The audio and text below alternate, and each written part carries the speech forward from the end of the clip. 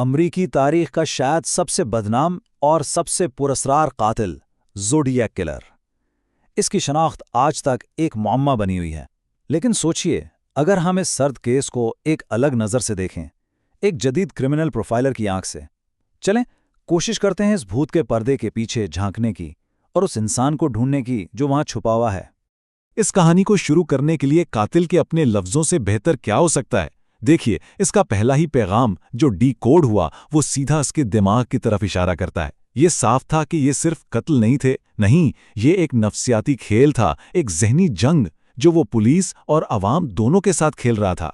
तो ठीक है, हर इन्वेस्टिगेशन की बुनियाद सच्चे हकाइक पर होती है। तो चलें, ज़ोडिएक की इस ठंडी पड़ी फाइल को खोलते हैं और इन तस्दीकशुदा हमलों को देखते हैं जिन्होंने शुमाली कैलिफोर्निया में दहशत का एक नया दौर शुरू कर दिया था। सब कुछ शुरू हुआ दिसंबर 1968 में। एक नौजवान जोड़ा अपनी पहली डेट पर उन्हें गोली मार दी गई।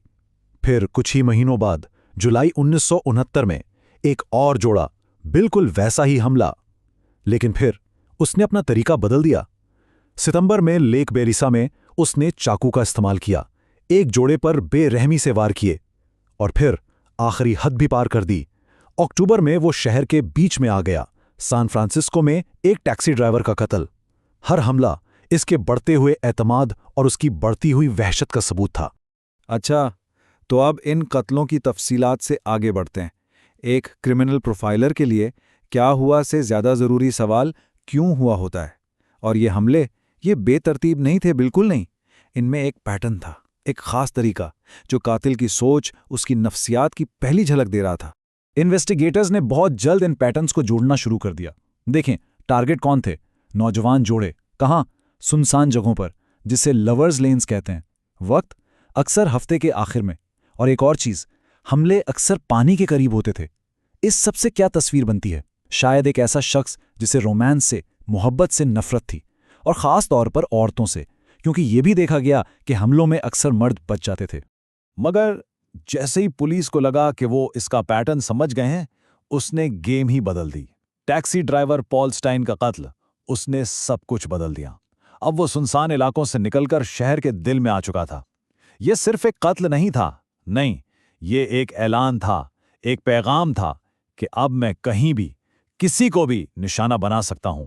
ज़ोडिएक का सबसे खतरनाक हथियार उसकी बंदूक या चाकू नहीं था, नहीं, वो था उसका कलम।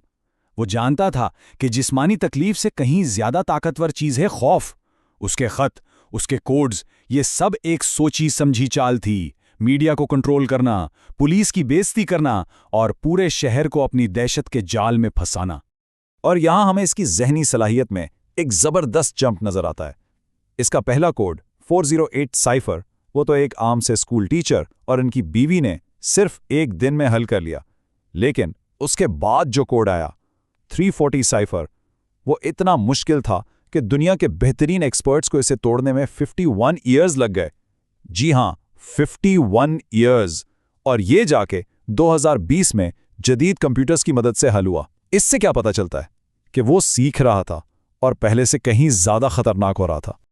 अब देखिए, कोड बनाना कोई आम शौक तो है नहीं। ये जो क्रिप्टोलॉजी है, ये खास फील्ड है। तो जाहिर है इन्वेस्टिगेटर्स के लिए ये एक बहुत बड़ा सुराग था। मतलब उनका कातिल कोई आम आदमी नहीं था, उसके पास कोई खास ट्रेनिंग थी, ऐसी ट्रेनिंग जो अक्सर फौज या इंटेलिजेंस एजेंसियों में मिलती है। और फिर 1974 में इसका आखिरी पैगाम, एक तरह से उसने अपना फाइनल स्कोर भेजा, मी 37, SFPD 0। मतलब मैं 37, San Francisco police department 0। Police तो सिर्फ 5 कत्लों की तस्दीक कर सकी, लेकिन इससे उसे कोई फर्क नहीं पड़ता था। ज़ोडिएक के दिमाग में ये एक खेल था और वो जीत चुका था। ये कोड्स तो सिर्फ एक इशारा थे। जब इन्वेस्टिगेटर्स ने क्राइम सीन से मिलने वाले दूसरे सबूतों को देखा तो मिलिट्री बैकग्राउंड वाली थियरी और भी पक्की हो गई। सारे सबूत एक ही तरफ इशारा कर रहे थे। ये शख्स जानता था कि दबाव में कैसे काम करना है। सबूत, जैसा कि कहते हैं, खुद बोलते हैं। पांव के निशान, मिलिट्री विंग वॉकर बूट्स के, जो आमतौर पर सिर्फ मिलिट्री बेसिस पर ही बिकते थे। हथियार, बंदूक और चाकू का इस्तेमाल बिल्कुल माहिराना था। कोड्स, क्रिप्टोलॉजी की महारत तो हम देख ही चुके हैं। और सबसे बढ़कर इसका रवैया। जो लोग बच गए उन्होंने बताया कि वो बिल्कुल पुरसकून था, मुकम्मल कंट्रोल में, कत्ल करते वक्त भी। ये सारी निशानियां एक तरबियत याफ्ता फौजी की हैं। तो सवाल ये उठता है कि जब इतना मजबूत प्रोफाइल सामने था तो पुलिस उसे पकड़ क्यों नहीं सकी? सच तो ये है कि उस वक्त की पुलिस एक ऐसी जंग लड़ रही थी जिसके लिए वो तैयार ही नहीं थी। 1960 की दिहाई की टेक्नोलॉजी, अवाम में फैला हुआ खौफ और कुछ बहुत बड़ी गलतियां, इन सब ने मिलकर उन्हें एक नामुमकिन हालत में डाल दिया था। जरा इन नंबर्स को देखिए। पुलिस के पास तस्दीकशुदा कत्ल थे 5, कातिल खुद दावा कर रहा था 37 का, और 50 से ज्यादा लोगों पर शबह किया जा रहा था।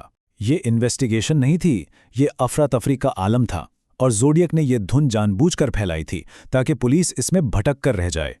और फिर वो लम्हा आया जिसका अफसोस शायद हर इन्वेस्टिगेटर को हमेशा रहेगा। पॉल स्टाइन के कत्ल के फौरन बाद 2 पुलिस ऑफिसर्स का सामना ज़ोडिएक से हुआ।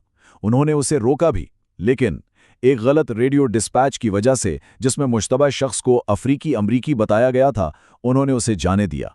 सोचिए, वो इतने करीब थे और वो उनकी आंखों के सामने से अंधेरे में गायब हो गया। ज़ोडिएक अब सिर्फ एक कातिल नहीं रहा था, वो एक सेलिब्रिटी बन चुका था, और जहां शोहरत हो वहां नकल करने वाले भी आ जाते हैं। इसकी सबसे बड़ी मिसाल सैम नाम के एक शख्स की थी जिसने लाइव टीवी पर कॉल करके ज़ोडिएक होने का दावा किया। यह सब झूठ था, एक धोखा। लेकिन इस चक्कर में पुलिस का कितना कीमती वक्त और वसाइल ज़ाया हुए, जबकि असल ज़ोडिएक कहीं बैठकर शायद मुस्कुरा रहा था।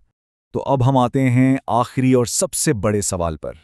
इतनी तहकीक के बावजूद, इतने सालों बाद, टेक्नोलॉजी में इतनी तरक्की के बाद भी ज़ोडिएक किलर की शनाख्त आखिर क्यों नहीं हो सकी? इसका जवाब हैरानकुन हद तक सादा है। 0, 0। ये वो नंबर है जो किसी भी मुश्तबा शख्स के फिंगरप्रिंट्स, डीएनए या लिखाई को ज़ोडिएक के सबूतों से मैच कर सका। मतलब तमाम सुरागों और थ्योरीज के बावजूद कोई एक भी ठोस जिस्मानी सबूत नहीं था जो किसी एक शख्स को इस केस से जोड़ सकता। ऐसा नहीं कि इनके पास मुश्तबा अफराद नहीं थे, बहुत मजबूत उम्मीदवार थे। आर्थर ली एलन, एक साबिक फौजी, लिस्ट में सबसे ऊपर था, यहां तक कि उसके पास ज़ोडिएक ब्रांड की घड़ी भी थी। लेकिन उसके फिंगरप्रिंट्स मैच नहीं हुए, उसकी लिखाई भी नहीं मिली, और यही कहानी दर्जनों दूसरे मुश्तबा अफराद की थी।